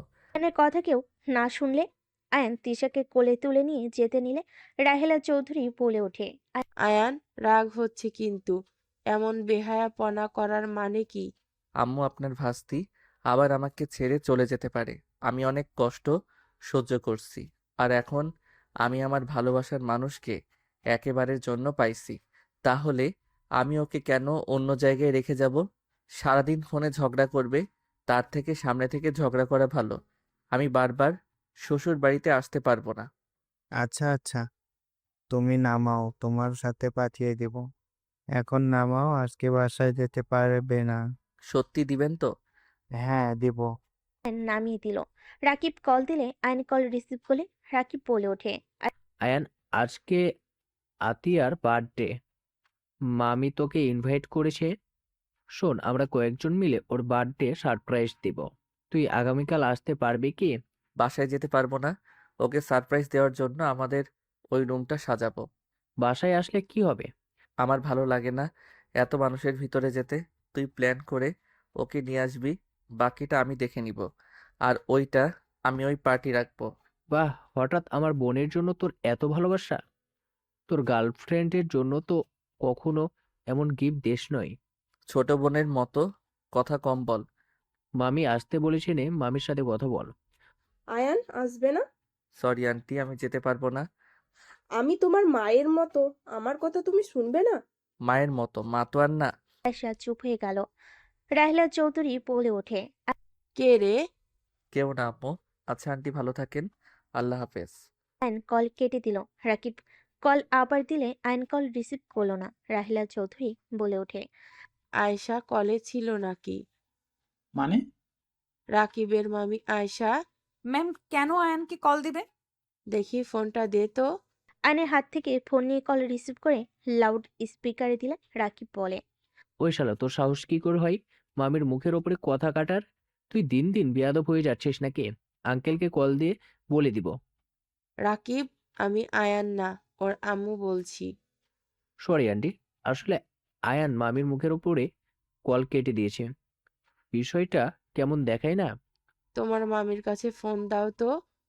রাকিব আয়েশার কাছে ফোন দিলে আয়েশা সালাম দিল। আয়নের আপুর বুকের ভিতর ঢোক করে উঠল। রাহিলা চৌধুরী বলল, ওয়ালাইকুম আসসালাম।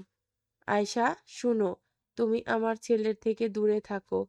আগে আমি তোমাকে কিছু বলি নাই, চুপচাপ সব সহ্য করে গেছি, কিন্তু আমার সন্তানের দিকে চোখ দিলে আমি তোমাকে ছেড়ে কথা বলবো না। আজকের পর থেকে আমি যেন তোমাকে আমার ছেলেকে কল দেওয়া না দেখি, আশেপাশে যেন না দেখি। আম্মু কি বলছো? আয়ন ফোনটা নিয়ে কেটে দিয়ে বলে, আম্মু পাগল হয়ে গেছো নাকি? কল কাটলি কেন? আর যদি আমি তোকে ওর সাথে কথা বলা দেখি, তোর খবর আছে। Rahela, just shut up. Ayaan, তুই তিশাকে নিয়ে যা। আমাকে একদম ধমকাবে না। আমি আমার ছেলের ভাগ কাউকে দিব না। আমার মেজাজ গরম করো না, এই বিষয়ে এখানে ক্লোজ করো। আম্মু শান্ত হও, আমি তোমার ছেলে, তোমারই আছি। আয়েশা ম্যামের সাথে আয়ান তোমার কোনো সম্পর্ক আছে নাকি? জানি না আম্মু, বাসায় যাব, তিশাকে নিয়ে চলে এসো। অ্যান কথাটা বলে চলে গেল। কারোর কোনো কথা না শুনে অ্যান চলে গেল। বাসে গিয়ে আয়ন ঘুমিয়ে গেল। আয়নের ঘুম ভাঙলে দেখে তিশা ওর পাশে শুয়ে থেকে ফেসবুকিং করছে।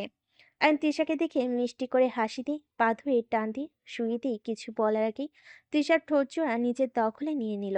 তিশা চোখ বড় বড় করে ফেল। অ্যান তিশার হাত থেকে ফোন সরিয়ে দিয়ে দুহাত চেপে ধরে কিস করতে লাগলো।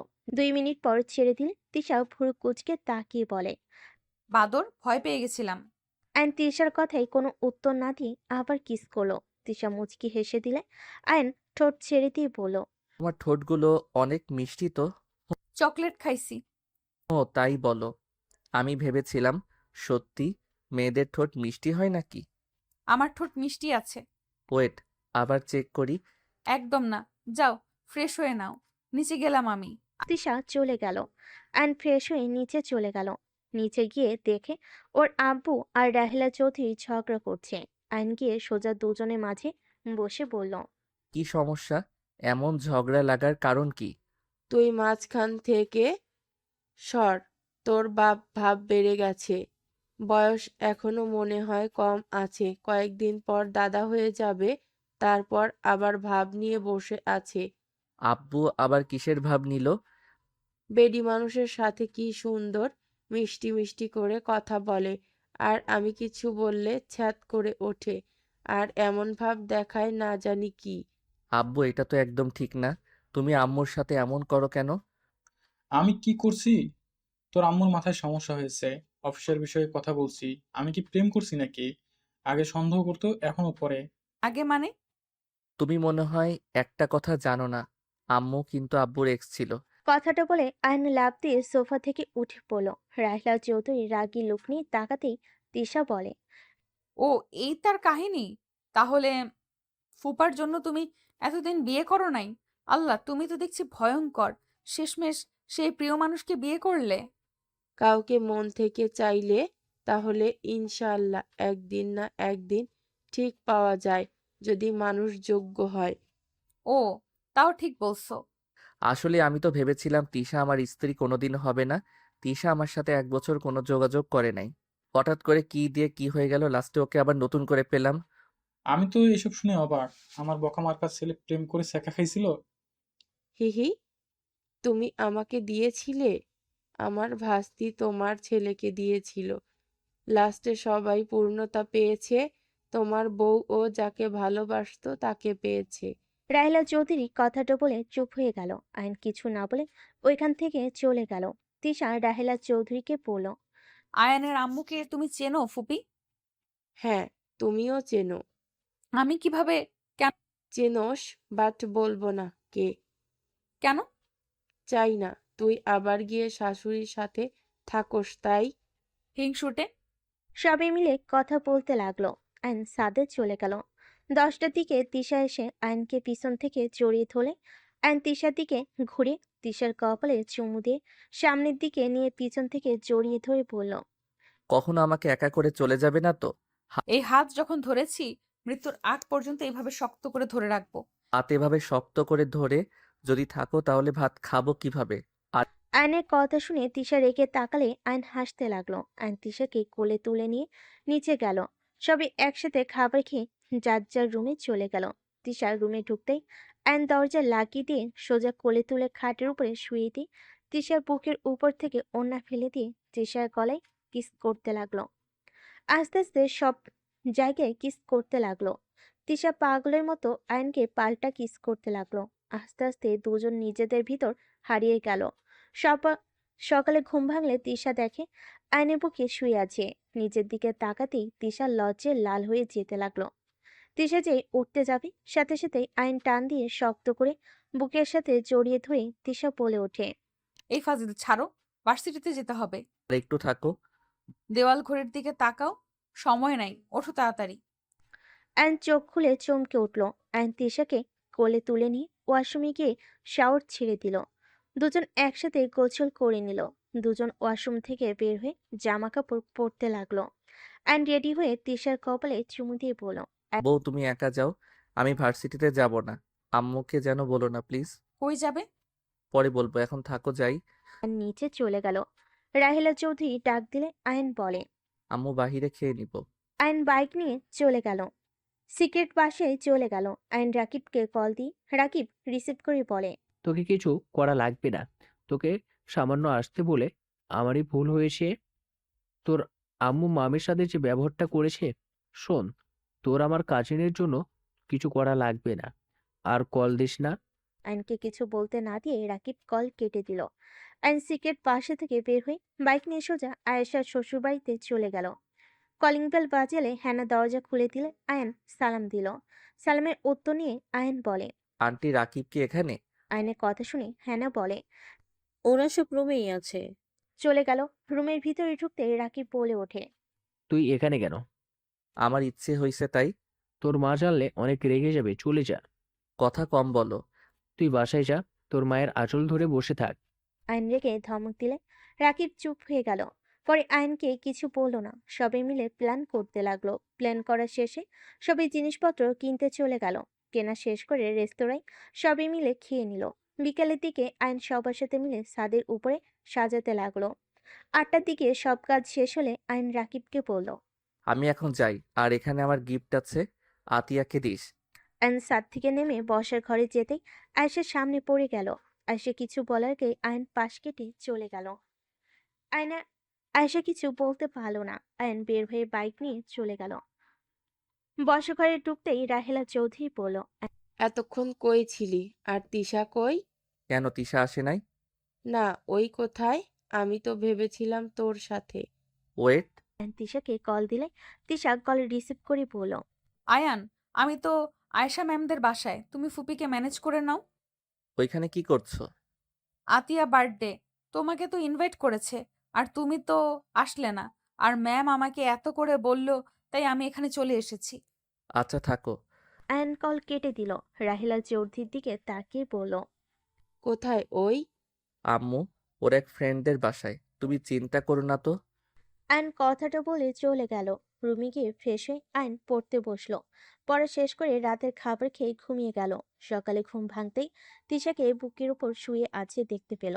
আয়ন তিশার কপালে চুমু দিল। আয়ান, তুমি আমার থেকে কি লুকাচ্ছ? কই কি লুকাইছি? আয়েশা ম্যামের সাথে তোমার কি সম্পর্ক? আতিয়া যখন সবাইকে বলে আমি তোমার বউ, আয়েশা ম্যাম আমাকে বেশি আদর করেছিল। আমাকে যেন চোখের আড়াল করছিল না। কাহিনী কি বলো তো? আর তুমি আতিয়াকে গিফট দিয়েছো, সবার সাথে ছাদের সবকিছু সুন্দর করে সাজিয়েছো, অথচ ওইখানে কেন থাকলে না? তোমাকে তো তোমার ম্যাম এমনিতে অনেক ভালোবাসে, সেখানে আবার আমার বউ হওয়াতে কেন ভালোবাসবে? আর ওই ছোট মানুষ, তাই লুকিয়ে গিফট দিয়ে এসেছি। আম্মু জানলে কষ্ট পাবে, তাই থাকি নাই। হ্যাঁ। ফুপি কেন ওনার উপরে এত রেগে আছে? আর ওনাকে কেন সেদিন বলল তোমার ভাগ কাউকে দিবে না, তোমার আশেপাশে যেন না থাকে? নাকি আয়েশা ম্যাম তোমার আম্মু? হ্যাঁ, উনি আমার আম্মু। কি? হ্যাঁ। ও, বাট আয়ান তাহলে তোমার আকাশ? প্রথম নাম ছিল, পরে আব্বু চেঞ্জ করে দিয়েছে। আয়ান ম্যাম তো তোমাকে অনেক ভালোবাসে। আমি ম্যামের সবকিছু জানি। আর তোমার থেকে যতটুকু জানি, তুমি কিছুটা ভুল বুঝছো। ম্যামের আম্মুর কথা শুনে আজ তোমার আব্বুর সাথে ওনার ডিভোর্স হয়েছে। এখানে ভুল বোঝাবুঝি হয়েছিল। তোমার নানু সব নষ্টের মূল। উনি তাদের সংসারটা নষ্ট করেছে। ম্যাম আগে তার হাজবেন্ডের সাথে সম্পর্ক ছিল, বাট উনি সব মেনে নিয়ে তোমাদের নিয়ে থাকতে চেয়েছিল। তোমার আব্বুর আর্থিক অবস্থা ভালো ছিল না। তোমার আম্মু বাপের বাড়িতে গেলে কান পড়া নিয়ে ম্যামের মাথা খারাপ করে দিত। আর তোমার আব্বুর সাথে ঝামেলা হইতো। ম্যাম তার মায়ের কথা শুনে তার এখনকার হাজবেন্ডের হাত ধরে চলে যায়। তোমাকে চাইলে তোমার আব্বু দেয়নি, তোমাকে নিয়ে এখানে চলে এসেছে। থামো, এইসব কিছু শুনতে চাই না। তুমি ম্যামের সাথে এমন করো না।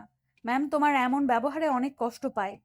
ম্যামের নিজেরও ভুল আছে, আমি মানছি, বাট ম্যাম তোমাকে অনেক ভালোবাসে। প্লিজ থামো তো, ভালো লাগছে না, ভার্সিটিতে যাব। অ্যান উঠে চলে গেল। ফ্রেশ হয়ে রেডি হয়ে নিল। তিশা রেডি হইলে দুজন মিলে নিচে গিয়ে খাবার খেয়ে বের হয়ে গেল। অ্যান তিশাকে ওর ভার্সিটিতে নামিয়ে দিয়ে নিজের ভার্সিটিতে চলে গেল। 5 বছর পর। তোমার মেয়েকে চুপ করাবে? আমি ঘুমাবো, আগামীকাল আমার প্রথম অফিস। আরে বাবা, আমি তো চেষ্টা করছি নাকি?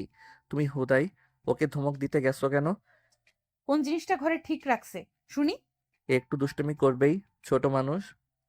দূর, তোমার মেয়েকে তুমি সামলাও, আমি ঘুমিয়ে গেলাম। আয়ন ওর মেয়েকে সামলাতে লাগলো। আয়নের গলা জড়িয়ে ধরে ফুপিয়ে ফুপিয়ে কাঁদতে কাঁদতে ঘুমিয়ে গেল। আয়ন আস্তে আস্তে শুয়ে দিয়ে নিজেও ঘুমিয়ে গেল। সকালে ঘুম থেকে উঠে আয়ন দেখে ওর মেয়ে মুখের দিকে তাকিয়ে হাসছে। আয়ন হাসি মুখে কপালে চুমু দিয়ে বলল, আমার আম্মুর মাথায় কি বুদ্ধি চলছে? আয়নায় নিজের মুখ দেখেন। আয়ন ওর মেয়েকে কোলে নিয়ে আয়নার সামনে দাঁড়াতেই আয়ন ভয় পেয়ে গেল। আয়নের মেয়ে হাসতে হাসতে বলে, আব্বু, তোমায় একদম ভূত লাগছে।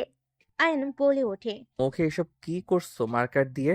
আমি বের হইলাম, ফুপির কাছে দিয়ে কোথাও যাও না, আর কল দিলে আমাকে নিয়ে এসো। আমার কিস তো দিয়ে যাও। তিশা আবার ঘুরে এসে আয়নের কপালে কিস দিলে। আয়নের মেয়ে আরশি কপালে এগিয়ে দিলে তিশা কপালে চুমু দিয়ে মিষ্টি করে হেসে বলে, আম্মু, আমার আর দুষ্টুমি করো না প্লিজ। আরশি হেসে বলে, আম্মু, আমার জন্য চকলেট নিয়ে এসো। আর আমি দুষ্টুমি করব, বেশি না, এই একটু। কথাটা বলে হাসতে লাগলো। আয়ন ভুরু কুচকে তাকিয়ে বলে, 3 বছরের বাচ্চা এত পাকনা কেমন হইল? আমার মনে হয় ওই তোমার মতো হয়েছে। তুমি আগে যে দুষ্টু ফাজিল ছিলে। তিশা কিছু বলবে তার আগেই আরশি হেসে বলে, আম্মু, তুমি আগে দুষ্টু ছিলে, তাহলে আমাকে কেন দুষ্টু বলো? নিজে আগে ভালো হও। কুল কুল, যাও। তিশা চলে গেল। অ্যান্ড আরুষিকে নিয়ে ওয়াশরুমে গিয়ে দুজন ফ্রেশ হয়ে নিচে গেল। রাহিলা চৌধুরী আরুষিকে কোলে নিয়ে পড়ল। আমার দাদু ভাই আজকে রাতে কি কাজ করেছিলেন? আরুষি আয়নের কোল থেকে নেমে বলে, আমি একটু আর্ট করতে নিয়েছিলাম, তাতে আম্মু আমাকে মারলো আর ধমক দিল। আব্বু কিচ্ছু বললো না। আহারে সোনা আমার, চলো, আম তোমার জন্য নুডলস রান্না করছি, খেয়ে নিবে?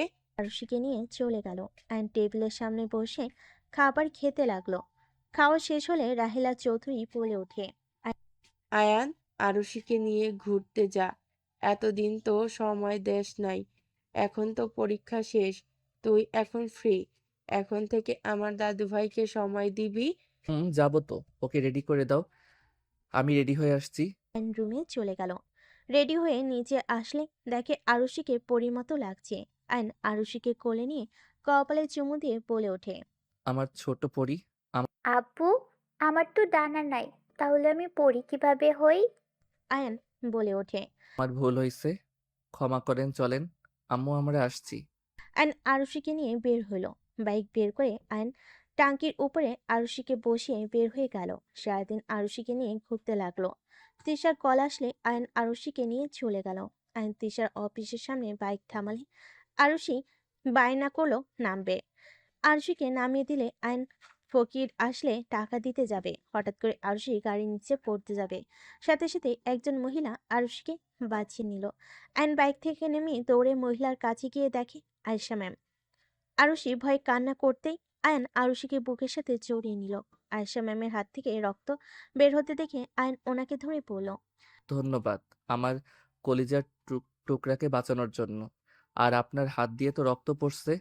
আয়েশা আয়নকে দেখে শক্ত করে জড়িয়ে ধরল। আয়নের বুকটা কেঁপে উঠল। আরুষি কান্না করতে করতে বলে, দাদু, আমার আব্বুকে ছেড়ে দেন। আব্বু ওনাকে ছেড়ে দিতে বলো না। আয়ন বলে ওঠে। আমি যেমন তোমার আব্বু হই, ওনারও আব্বু হই। জি। আয়নের কথা শুনে আয়েশা বলে ওঠে, আয়ন বাবা, কেমন আছিস? এটাই বুঝি আমার দাদুমণি? বাই। আয়েশা আরুষিকে কোলে নিয়ে আদর করতে লাগলো। আয়ন আয়েশাকে ধরে নিয়ে যেতে লাগলো। আয়ন রুমাল দিয়ে আয়েশার হাত বেঁধে দিল। তিশা বের হয়ে আসলে আয়েশাকে দেখে অবাক হয়ে গেল। আসসালামু আলাইকুম ম্যাম, কেমন আছেন? আলহামদুলিল্লাহ, ভালো। আরুষি বলে ওঠে, আম্মু, তুমি ওনাকে চেনো? আম্মু, উনি আমাকে বাঁচিয়েছে। দেখো, আমার জন্য হাতে কেটে গেছে। মানে? বাইক থেকে নামার বায়না করছিল, নামিয়ে দিয়েছি। ওনাকে টাকা দিতে যাব, তার আগেও তোমার মেয়ে দৌড়ে রাস্তার ভিতরে চলে গেল। উনি আরুষিকে বাঁচিয়েছেন। দেখো কাণ্ড, এই মেয়েটাকে মন চাচ্ছে। তিশা আরুষিকে মারতে যাবে। সাথে সাথে আয়েশা হাত ধরে বলে, আমার দাদু ভাই একদম মারতে আসবে না। আমার দাদু ভাই কি বুঝতে পারছে না কি? ম্যাম জানেন না, অনেক পাকনা ওই। আচ্ছা ম্যাম, আপনি এখানে কি করছেন? তোমার শ্বশুরকে নিয়ে হসপিটালে এসেছি। ওই একটু বেশি অসুস্থ তো। মেডিসিন কিনতে বের হইতেই দেখি আরুষি গাড়ির নিচে পড়তে যাচ্ছিল। কোন হসপিটালে আছে উনি? আয়ান, আমি ওনার সাথে হসপিটালে যাচ্ছি। তুমি ওনার থেকে কাগজটা নিয়ে মেডিসিন নিয়ে এসো। আয়ন মেডিসিন নিয়ে আসতে চলে গেল। আয়শা আরুষিকে কোলে নিয়ে তিশাকে নিয়ে যেতে লাগলো। আরুষিকে চকলেট কিনে দিলে আরুষি প্রথমে না নিতে চাইলে তিশা অনুমতি দিলে নিল। আয়ন মেডিসিন কিনে হসপিটালে গেলে তিশাকে কল দিলে রুম নাম্বার বলে দিল। আয়ন সিঁড়ি বেয়ে উপরে চলে গেল। কেবিনের সামনে গিয়ে দেখে আতিয়া বসে আছে আরুষিকে কোলে নিয়ে। আয়নকে দেখে বলল, ভাইয়া কেমন আছো? আলহামদুলিল্লাহ, তুমি কেমন আছো? এই তো আলহামদুলিল্লাহ ভাইয়া। আমি যে ফুপি হচ্ছি, একবারও তো জানালে না, হুট করে এখানে চলে এসেছো। কিছু কিছু সময় হুট করে কোথাও চলে যাওয়া ভালো। আরুষি বলে, আব্বু, তুমি তো আমাকে আগে বলো নাই আমার ফুপি আছে, দাদু আছে, দাদিমা আরেকটা আছে। ভুল হইছে, ক্ষমা করেন। আয়ন কথাটা বলে কেবিনের ভিতর ঢুকে আয়েশার হাতে দিল। আয়নকে দেখে আয়েশা হাজবেন্ড বসতে যাবে, সাথে সাথেই আয়ন বলে, আঙ্কেল ওঠার দরকার নাই, আপনি শুয়ে থাকেন। আয়েশার হাজবেন্ড বলে ওঠে, আয়ান, তুমি তোমার আম্মুর উপরে অনেক রাগ। আয়ান, তোমার আম্মু তোমাকে অনেক ভালোবাসে। তুমি প্লিজ অতীত ভুলে তোমার আম্মুকে ক্ষমা করে দাও। আর আমাদের নাতনির থেকে আলাদা করে দিও না। আঙ্কেল, আমি আপনাদের থেকে আপনাদের নাতনিকে আলাদা করে দিব না। আয়ান, তোমরা হঠাৎ করে এখানে চলে আসলে কেন? তিশা, তুমি হুট করে ভার্সিটি চেঞ্জ করে নিলে। আসলে আপনি জানলে কষ্ট পাবেন। আসলে ফুপি চায় না আপনার সাথে আয়নের দেখা হোক। আয়ান যদি আপনার কাছে চলে যায়, সেই ভয়ে আমাদের ব্ল্যাকমেইল করে এখানে নিয়ে চলে এসেছে। ওখানে সব বিক্রি করে এখানে কিনে নিয়েছে। ও, আসলে ওর দোষ নাই, আমিই মানুষটা খারাপ বুঝে ওর ভালোবাসার মানুষটাকে কেড়ে নিয়েছিলাম। আমি এটাতেই খুশি যে রাহেলা তার ভালোবাসার মানুষ পেয়েছে। দ্বিতীয়ত, আমার সন্তান নিজকে নিজের থেকেও বেশি ভালোবাসে। এতে আমি অনেক খুশি। আমার সাথে সম্পর্ক রাখতে হবে না, শুধু বলো আমার নাতনির সাথে একটু যেন মিশতে দেয়। কথাটা বলে চোখের পানি ফেলতে লাগলো। আয়নের খারাপ লাগলে কিছু বলল না। তিশা আয়েশাকে জড়িয়ে ধরে বলে, কান্না করেন না ম্যাম, আপনার নাতনি আপনার সাথে দেখা করতে যাবে, আর আয়ান নিজেই যাবে। কেন যাব না, অবশ্যই যাব। আর দেখি আম্মুর সাথে কথা বলে দেখব। আয়ন তিশা ওদের সাথে অনেকক্ষণ কথা বলে আয়েশা আতিয়াকে নিয়ে বাসায় চলে আসলো। দরজা খুলে আয়েশাকে দেখে রাহেলা চৌধুরী বেশ অবাক হলো। আরুষি রাহেলা চৌধুরীর কোলে গিয়ে গলা জড়িয়ে ধরে বলে, বুনু, তুমি কি ওনাদের দেখে রাগ করছো? বুনু, উনি না থাকলে কিন্তু আমি আজকে আল্লাহর কাছে চলে যেতাম। এইসব কি বলছোস দাদু ভাই? রাহেলা চৌধুরী আরুষিকে চুমু দিতে লাগলো। বুকের সাথে জড়িয়ে ধরলে তিশা সব খুলে বলে। রাহেলা চৌধুরী বলে, ধন্যবাদ। তিশা ভেতরে নিয়ে আয়। রাহেলা চৌধুরী কথাটা বলে চলে গেল। আয়নের আব্বু আয়েশাকে দেখে চমকে গেল, সোফা থেকে উঠে দাঁড়ালো। আতিয়া সালাম দিলে আয়নের আব্বু বলে, ওয়ালাইকুম আসসালাম, মামুনি বসো। আঙ্কেল, আমরা আশায় কি আপনি রাগ করেছেন? সি সি, এসব কি বলো মামুনি? আমি অনেক খুশি হয়েছি তুমি এসেছো। তুমি তো অনেক বড় হয়ে গেছো। আম্মু, বনু, চলো তোমাদের রুম দেখিয়ে দেই। আইন ওদের নিয়ে চলে গেল। রুম দেখিয়ে আইন রাহেলা চৌধুরীর রুমে গেল। আয়নের দিকে তাকিয়ে না দেখার ভান করলো। তিশা এসে বলে, আরুষি, রুমে চলো, ফ্রেশ হয়ে ড্রেস চেঞ্জ করে বোনের কাছে চলে এসো। তিশা আরুষিকে নিয়ে চলে গেল। আয়ন রাহেলা চৌধুরী কোলে মাথা দিয়ে শুয়ে পড়ে বলল, আম্মু, আমি জানি তুমি অনেক রাগ করছো, কষ্ট পাচ্ছ। আম্মু, উনি যেমনই হোক না কেন, উনি তো আমাকে জন্ম দিয়েছে। আমি মানি বা না মানি, উনি আমার আম্মু, এটাই সত্যি। আম্মু, আমি তোমাকে কখনোই ছেড়ে যাব না, আমি প্রমিস করছি। তো এখানে নিয়ে এসে কি বোঝাতে চাস? ওনার হাজবেন্ড অসুস্থ, কয়েকদিন ধরে হসপিটালে ছিল। কষ্ট করে ওইখানে কি থাকা যায়? এখানে তো কোনো আত্মীয় স্বজন নাই, তাই বাসায় নিয়ে আসলাম। আর আম্মু, ওনার আমাকে কেড়ে নেওয়ার হইলে আগেই নিয়ে নিত। আয়ন রাহেলা চৌধুরীকে বোঝাতে লাগলো। অনেকক্ষণ বোঝানোর পর রাহেলা চৌধুরী বলল, ঠিক আছে, তোর সব কিছু মেনে নিলাম, কিন্তু আমার সামনে ওকে আম্মু আম্মু করবি না।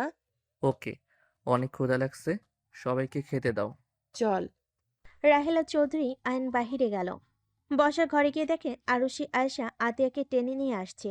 রাহেলা চৌধুরী বলে ওঠে, আরুষি, তোমার বড় বোনও কিন্তু ব্যথা পাবে। আস্তে, এভাবে কেউ দৌড়ে আসে নাকি? রাহিলা চৌধুরীর কথা শুনে আয়েশা সবাই অবাক হয়ে গেল। রাহিলা চৌধুরী সবাইকে খাবার খেতে বসতে বলল। সবাই চুপচাপ খেতে লাগলো। খাবার শেষ হলে সবাই বসার ঘরে বসে। গল্প করতে করতে অতীতের কিছু কথা উঠলে আয়েশা আবেগপ্রবণ হয়ে গেল। আয়েশার আব্বুকে বলল, আমাকে ক্ষমা করে দিও। আমাকেও তুমি ক্ষমা করে দিও। ভুল শুধু একজনের না, আমারও ভুল ছিল। আর যাই হোক, আল্লাহ যা করে ভালোর জন্যই করে। আয়শা, আমাকে ক্ষমা করে দিও। আমি অনেক বাড়াবাড়ি করেছি। তোমার উপরে রাগ ছিল। তিনজন একে অপরের থেকে ক্ষমা চেয়ে নিয়ে মিল হয়ে গেল। সবাইকে এভাবে মিল হতে দেখে আয়নের খুশিতে চোখে পানি চলে আসলো। তিশা আয়নের চোখের পানি মুছে দিল। আয়ন তিশাকে এক হাত দিয়ে জড়িয়ে নিল, মিষ্টি হাসি দিল।